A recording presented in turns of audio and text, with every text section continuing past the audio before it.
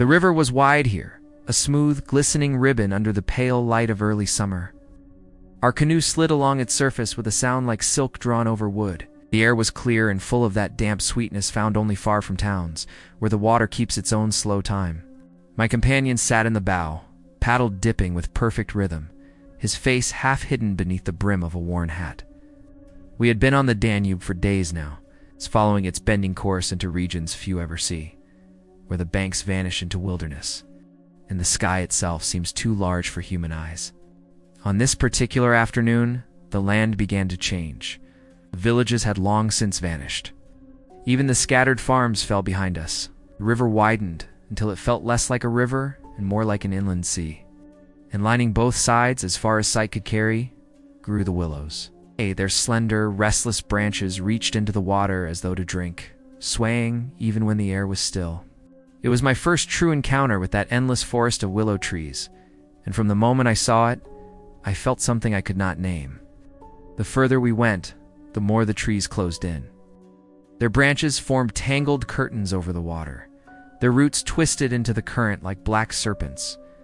Here and there, driftwood caught among them, bleached and cracked by years in the sun.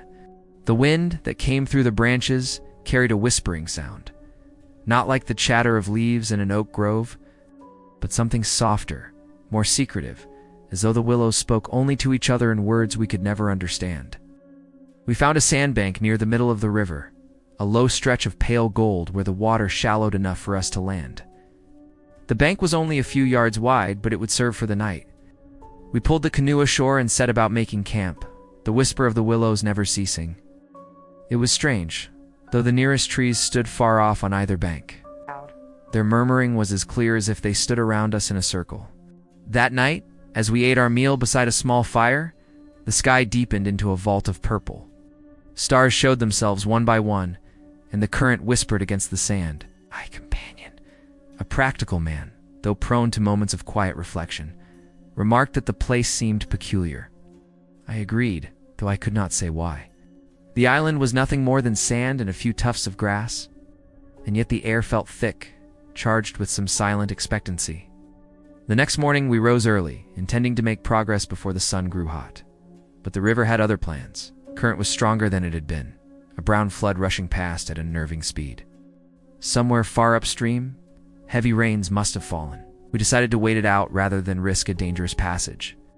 That meant another day and another night on our little island among the willows. As the hours passed, the feeling of strangeness deepened. The whispering never stopped.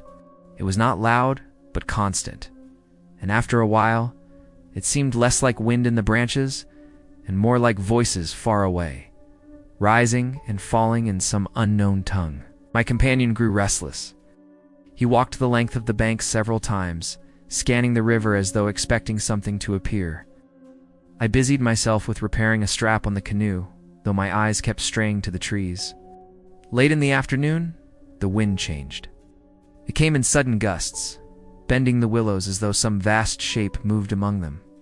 The sky dimmed unnaturally for a moment, though no cloud crossed the sun. And then I saw it, or thought I did, a movement between two trees on the far bank. Not the sway of a branch, not the leap of an animal. It was too tall, too deliberate. But when I looked again, nothing stood there. We spoke little over our evening meal. My companion glanced often toward the trees, his mouth set in a thin line. The current still ran high. Escape was impossible until it calmed. As night fell, the whispering seemed to draw closer. I lay in my blankets, staring at the dim stars, and it came to me that the willows were not merely trees. They were more or less than that. They were the outer skin of something vast, something that used them as a mask. Near midnight, a splash woke me. I sat up, heart hammering, and saw ripples moving toward shore from the open water. The moonlight showed nothing that could have made them. My companion was awake too, watching silently. We said nothing, but in that silence, I felt our unspoken agreement. We were not alone here. When dawn came, the sky was pale and empty, and the river had dropped only slightly. The trees stood as before, whispering endlessly. Yet in the light, I saw fresh marks in the sand, deep, narrow impressions that curved as though made by something heavy dragged from the water. They led toward the far end of the bank and vanished into the shallows. We said little as we packed our gear. The currents still barred our way, but I had the sense we were being tolerated for now. The willows bent and swayed as the wind passed, whispering to each other in that secretive voice. And though the sun shone warm on my shoulders, I could not shake the feeling that we were intruders in a place that belonged to something else entirely. Part 2 will continue with the nightmarish escalation, the unseen presence closing in, and the desperate escape.